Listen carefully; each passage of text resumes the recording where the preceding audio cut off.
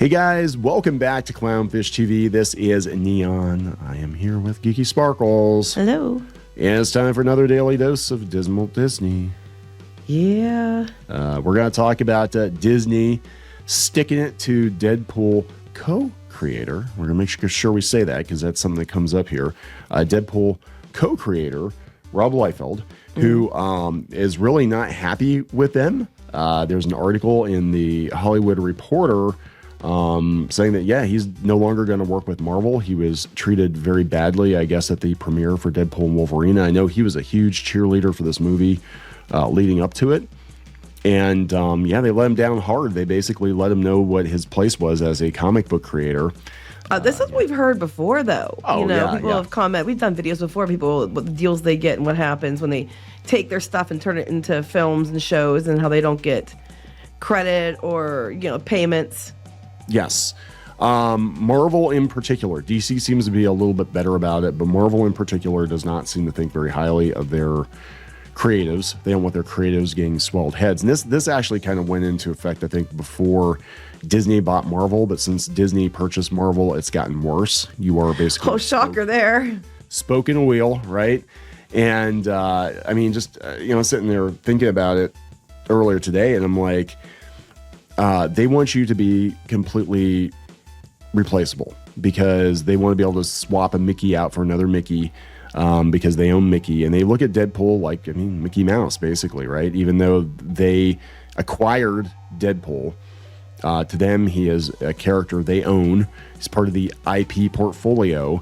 And the original creator, be damned. You contributed. See it time and time again. Yeah, you contributed to the Mouse's Borg cube, and you should be grateful for the opportunity to, contribute to the Borg. And yeah, we've seen it multiple times. So let's talk about this latest kerfuffle. I know he's had some back and forth with them for a while. I thought he worked it out. Apparently, he didn't work it out, and it got so much worse. So before we get into any further, please subscribe for more pop culture news, views, and rants, guys. You will get a woohoo if you do. Woohoo.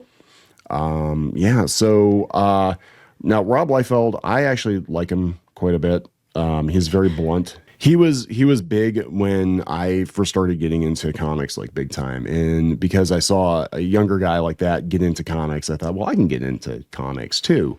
And, I used to read all the, X-Force comics, and, it's so weird, the revisionist history, though, because a lot of people are like, oh, Deadpool wasn't that popular in the 90s and when he first came out. And I'm like, yeah, he was. Bullshit.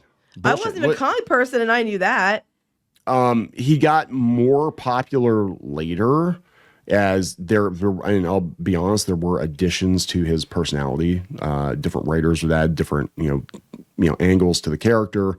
But right out of the gate, he was a pretty popular character. Mm-hmm. I remember that. I was there. He had an action. I remember you could tell the popularity of comic book characters by how quickly Toy Biz would come out with a figure, and Deadpool and Cable had figures pretty damn early. I remember that because my brother was looking for some of the figures, and I remember that back then too. I didn't know that was up for debate. Never heard that people were questioning that. Yeah, there's like a whole generation of comic 20-something. Yeah, right. Comic book readers who weren't alive at the time or too young to remember. But Deadpool was really popular. Cable was popular. Cable was more popular than Deadpool. I know. And people were like, "Who the hell is Cable?" No, he was crazy popular. Cable was probably the most popular character at one point. So, funny story. We were at a Pittsburgh. Was it Comic-Cons? It was one of the. It was Wizard. The big one of the Wizards. World. Yeah, Wizards. And Rob Liefeld was actually right behind us. I mean, like we were literally in the same cubicle, like where the people could sit. The opening for the people behind the tables. We were, because you were a guest there too. We were in the exact same. Ed Piskor was behind us, and I feel horrible about that because I didn't talk to Ed Piskor either. Well, he wouldn't talk to Rob Liefeld. He could have so many opportunities to talk to him. I kept saying, I didn't want to bother him. He had his kid there. He always had a line. Well, he was talking, but no, this was before it opened or something. And he was afraid he'd bother him. I know. So he wouldn't talk to him, and I kept telling him, just go say hi, because he's like, oh my God, it's Rob Liefeld. He's one of the reasons I wanted to do art. And I'm like, well, go talk to him.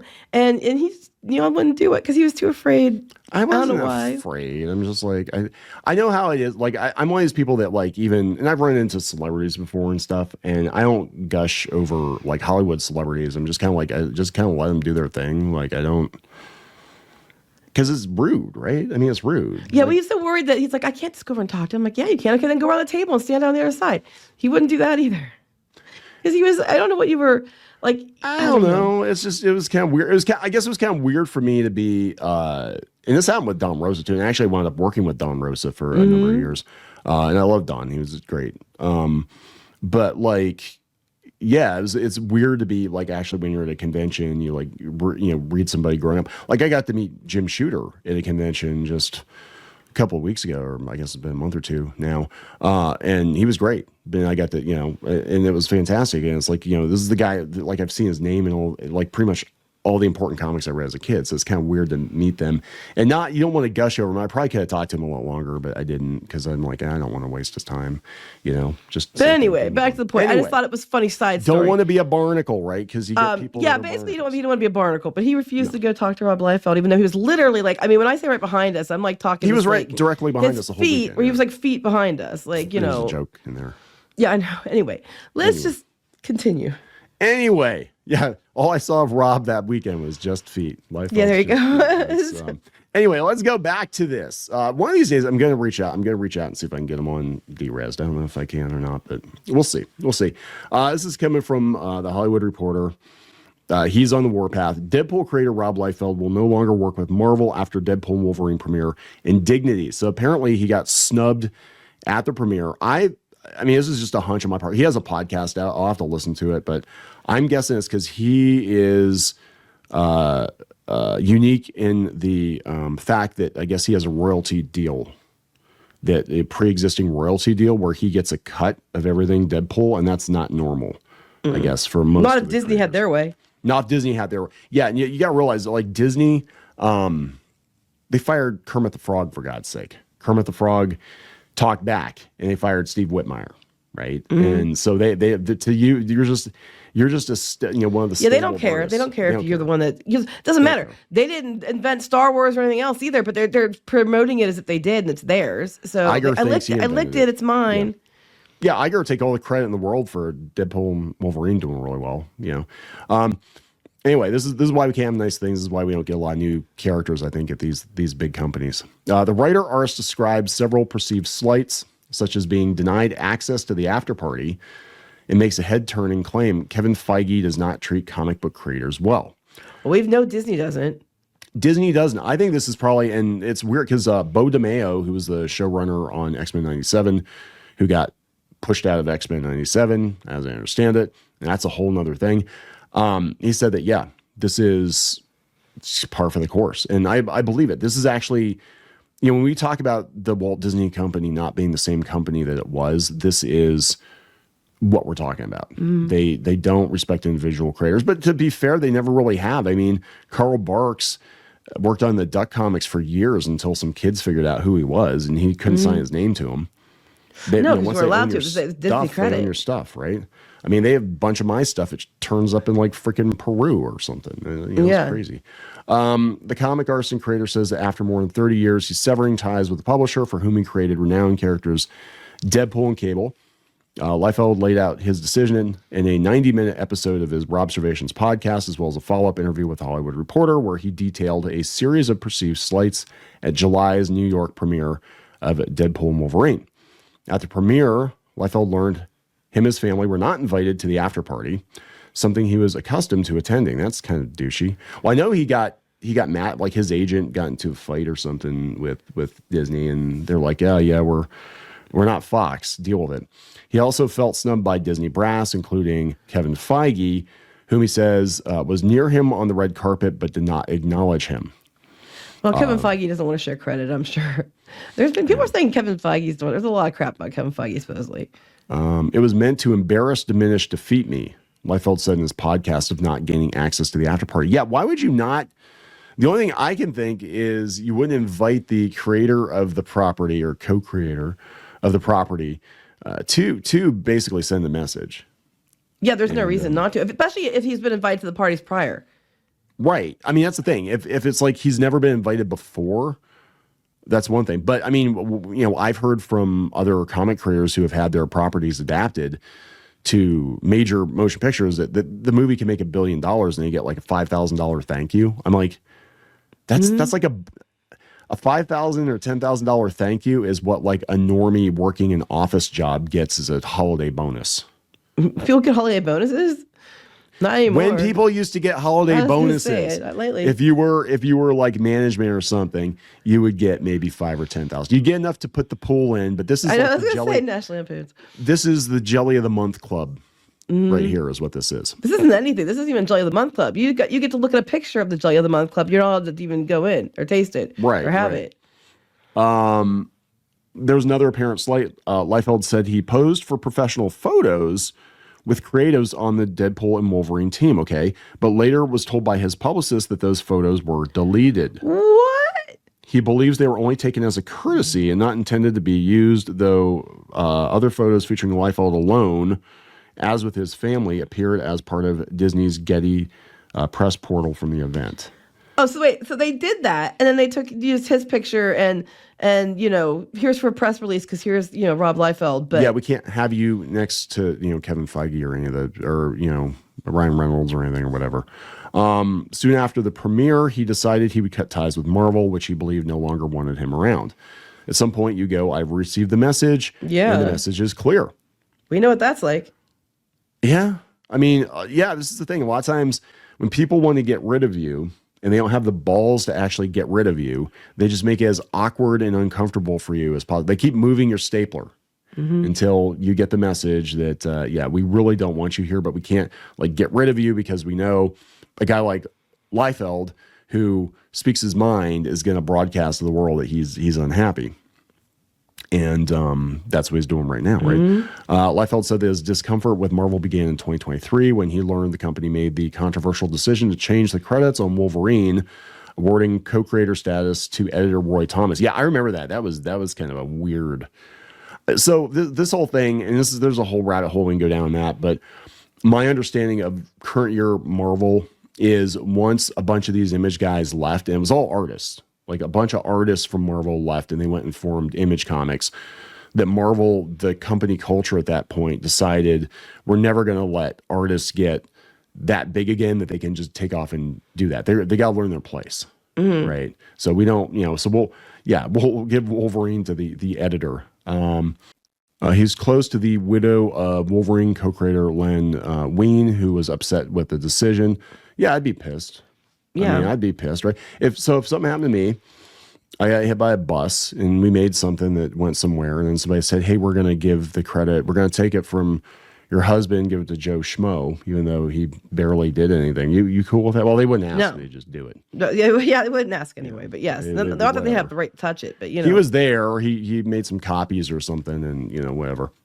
So a year later, on June 3rd, Liefeld fired off an email to Marvel asking if he could receive a special credit on Deadpool and Wolverine, inquiring what else might be offered to him in terms of access to movie premieres and other promotional opportunities.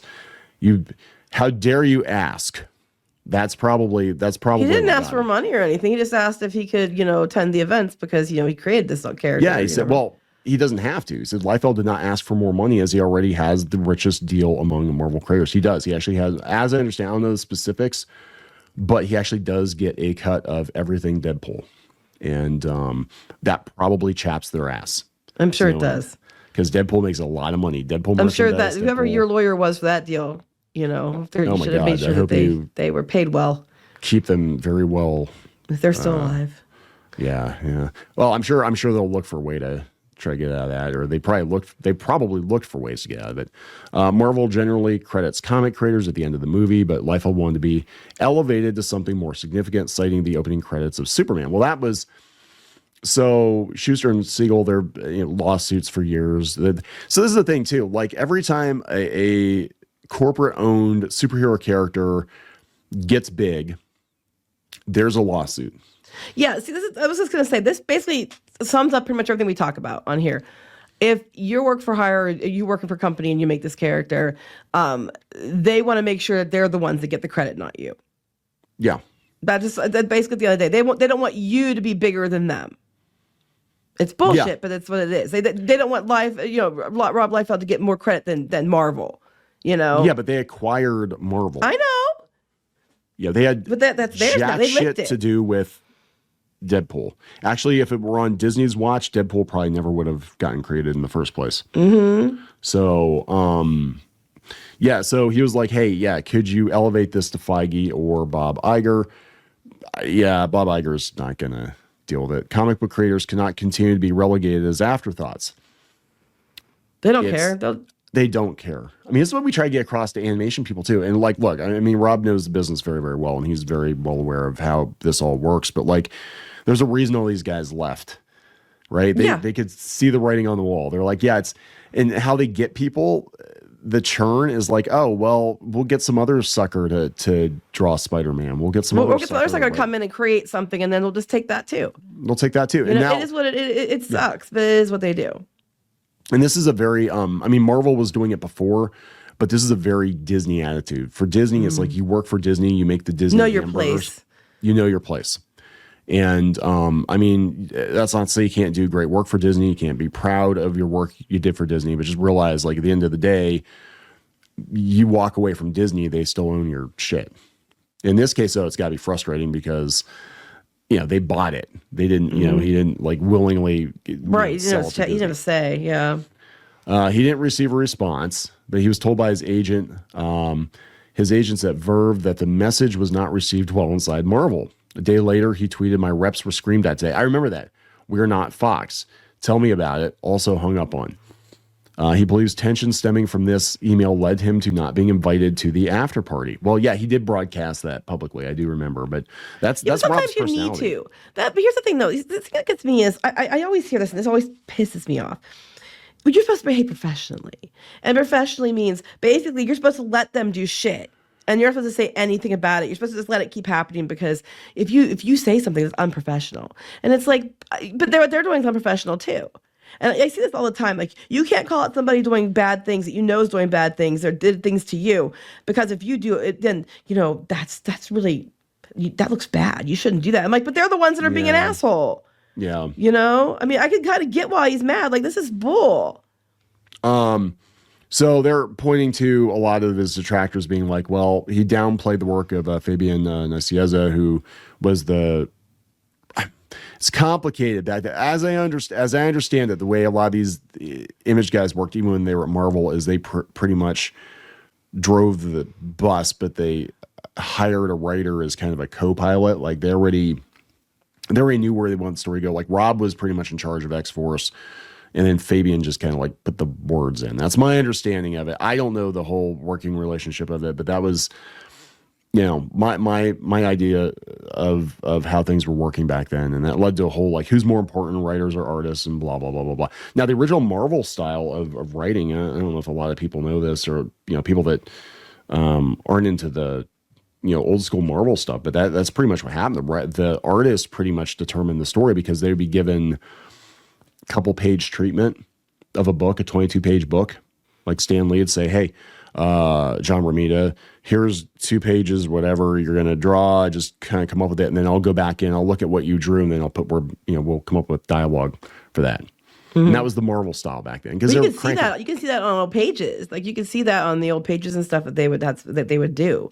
Oh yeah, but you could kind of tell too, because sometimes it was like, maybe the pacing's a little wonky, or maybe, but that was Marvel style, whereas DC was always, or typically was more scripted. Like, they would script the whole thing out. And now it tends to be more scripted, where the writer will actually, break down every panel or whatever. But back then it was just like, Marvel was like a free for all. It was like, yeah, here's 2 pages. Here's basically what happens. I'll figure out the exact dialogue as we go. Just make it fit in 22 pages, and boom, on to the next book. But that was back in the day, right? And then after a certain point, I think when these artists got huge, then they'd say, well, we can't let them get big again. So now the writers are going to be the big ones, and we're going to control them more. And yeah, you don't hear much about the art. Like, you don't really hear much about individual artists anymore. But back in the day, like, we try to explain to people, back in the day, it was the artists who were the superstars, not the writers. Yeah. But they're the ones, I mean, I'm going to be honest, and this is no knock against the writer, because the writers keep them there, but the art is what gets them in the door. The cover's got to be good. You open it up and it's like, wow, this looks really cool. Okay, and I'll read it. Then the story sucks you into it. But if the art's not good and the art doesn't attract your attention or catch your eye, then you're not going to buy the comic. Plus, the art. Let's be honest here. The artists spend a hell of a lot more work on the page than the writers do. But that's Yeah, I used to get into it with people who were like, and again, it's not knocking writers, but like they'd be like, oh yeah, so you just typed out, oh, there's a big space battle with like 50,000 warships or whatever, blah blah blah blah blah blah blah blah. Done. Okay. You know how long it's going to take George Perez to draw that? Probably a damn week. And you just like blobbed out a paragraph and went and made yourself a sandwich. And then writers were able to do like 4 or 5 books a month because it doesn't take them as long to write a book. No. And again, it's no knock against writers, but just it is a more. It's just the reality of the situation. It's the reality of it, right? But then Liefeld said that he's the one that lobbied for 20th Century Studios to give them both credit. Yeah. So himself and Fabian were supposed to get, which he has receipts for. They were supposed to get co-creator credit, and he also cited writer Joe Kelly for introducing the now integral fourth wall-breaking characteristic of the anti-hero 7 years after Liefeld created him. Yeah, Deadpool was popular, but he didn't become the Deadpool we really knew as he is today until the late 90s, and that's when Joe Kelly was on the book. He often credits Deadpool star Ryan Reynolds for elevating the character. So he does credit people. He does. Yeah, he is crediting people. But he said, he was acknowledged in the movie itself in a way a few living comic book creators have enjoyed. They had the Liefeld's Just Feet shop in the background. I remember he was like tweeting about this. He was all excited about it. And then it was like, damn, then the other, no pun intended, but the other shoe dropped. The other very tiny shoe dropped. And he's not saying he's mad at like Ryan Reynolds or like, the director or anybody. It's Kevin Feige. Yeah. So apparently he went to the London set visit, and he began to feel unwelcome. He declined to elaborate. He tells Hollywood Reporter this was in contrast to how he felt on set of Deadpool and Deadpool 2, where they thought it was great. He had notes for the test screenings of the film. He met with the marketing team. They had me along for the ride, and I caused zero drama. I was happy to be there. Yeah, that wasn't Disney. No, you're going to do what we're going to do, and you're not going to say anything. We are acquainted with the Disney machine. You're a spoken wheel. Shut up. You speak when you're spoken to. You say yes, sir, no, sir, yes, and you never question them ever. You don't. You're just lucky to be there. It's funny to me though. Kevin Feige, he says Kevin Feige does not treat comic book creators well. That's my personal experience. Here's the thing that's funny to me. Kevin Feige and Marvel and all they do now is just go find stories a lot of times that are stories that other people have done, and then just take them, and then if they think they're going to have an audience for it, turn it into a movie. But it's based on the work that somebody else already did. And then they're going to be a dick to the person who actually did the work because they might take attention away from them. It's like, bitch, this guy helped make the company over $1 billion. Was it like $1.5 billion or something? Yeah. And I mean, like I said, it's like his, not just Deadpool, but just in general, these other stories and these creators, they'll use the whole damn story for a movie or a big part of it. And they'll mention it like, oh yeah, credit to them. But but it's all about Kevin Feige. It's like, but all Feige did was pick this story up and say, hey, we're going to make this into a movie, guys. It's already here. Just turn it into a script. You know what I mean? And even that is not really his doing because he has to bring in, that's like with Secret Wars. He has to bring directors and writers and stuff in, yeah. He brought the Russo brothers back to handle Secret Wars. It's like, I don't think he knows what he's doing. I think he got lucky. I don't think he really knows what he's doing. Wasn't that kind of one of the problems that was going on with during the proxy war, and then we had the Ike Perlmutter's shares and stuff. Ike Perlmutter called out that I don't think he and Feige got along. No, he thought Feige was was screwing it up and didn't know what he was doing. And Perlmutter, I mean, he knew more about Marvel than Feige did. And Perlmutter got the MCU started. And yeah, it was basically, my understanding of the whole situation was Feige was insubordinate and wanted to be the boss. And, he helped push Perlmutter out. So it makes complete sense. If that's true, this tracks. If it's true, it makes sense. So yeah, now it's interesting. It said James Gunn actually flew a bunch of comic book creators in to look at the Superman set, which it's a very different. Difference in behavior. Yeah, but they said Feige is also known to publicly laud creators. He name checks creators at San Diego Comic-Con. The ones he likes is often seen hobnobbing with creators on Marvel red carpets. The studio also flew a number of creators to the set of Fantastic Four. In October, held a New York Comic-Con panel pairing the stars of Daredevil and comic book creators together. That's more for optics, I think. I was gonna say that's not bad optics, yeah. I mean, if you're serious about it, if your movie made $1 billion, it'd be nothing to send somebody a check for like $5 million. $5,000, you should send them like $5 million and be like, thank you. That's a very, very small part of what we made off of this movie. That's less than our actors are getting paid. You know, and you created the. I mean, that would be a pretty equitable. That's what makes me mad about it. And this isn't Disney, but I'm thinking like Hasbro. You know, you've got Larry Hama, who came up with the whole backstory for G.I. Joe and wrote the comics for years and did all the file cards and everything. And dude is still working at 75. He's having all kinds of health problems and he can't stop working.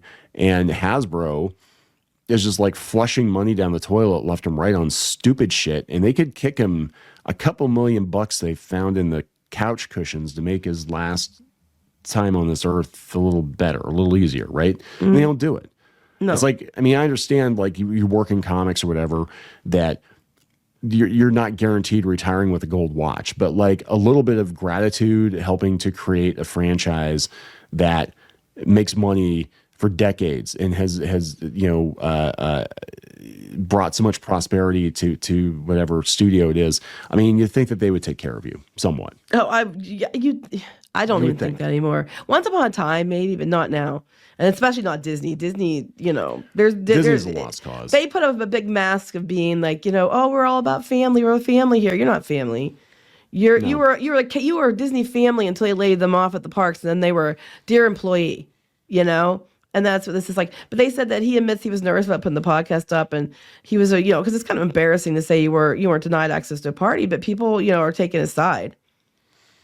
Yeah, they are. He said he was actually debating about whether or not to post it, and the podcast. Understandable. Did really well. You can't always share your hits. Yeah, because his podcast is very, very, for the most part, it's very, very upbeat. And he is, I mean, one thing I will say about it, regardless of what you think about Rob's personality or, you know, his art style or whatever, is that he is very energetic about the art form of comics and the business of comics.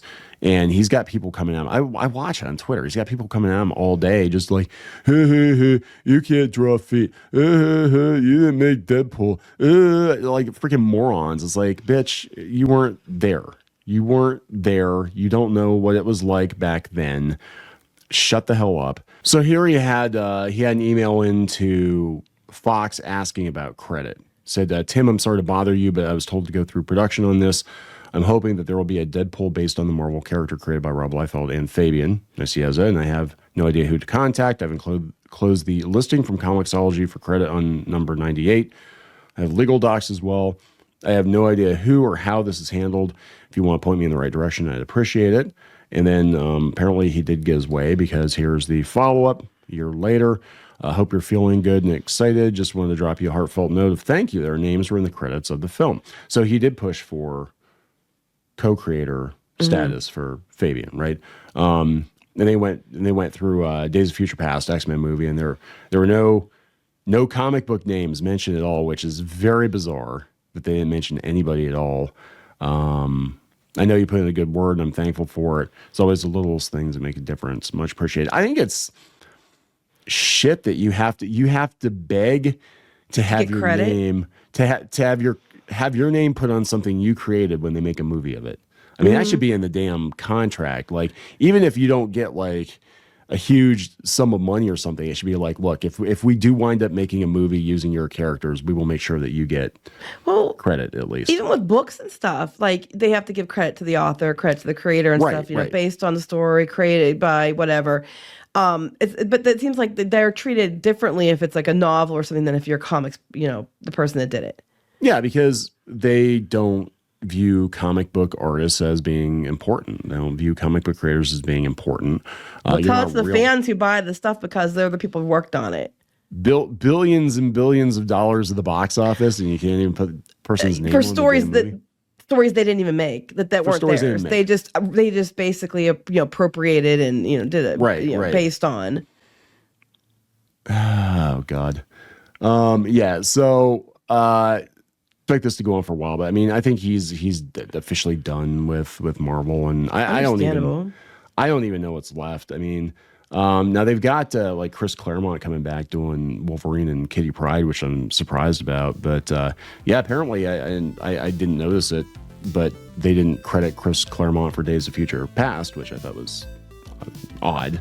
Yeah, but they don't care. Again, you're a spoke in a wheel, and it's very true. It's theirs. They licked it. We get all the credit. Pretty much. I mean, I guess he should consider himself. I mean, and I'm not saying he's wrong feeling the way he is, but like he's got a better deal than most comic book creators do when it comes to this kind of stuff. That's not something. It's not a good excuse. I'm not saying it's an excuse. I hate people do that. It's like, well, you have better than them, so you shouldn't complain. It could have been worse. You shouldn't complain. I know. I think he should. Shit. I think he should complain, but I'm also like,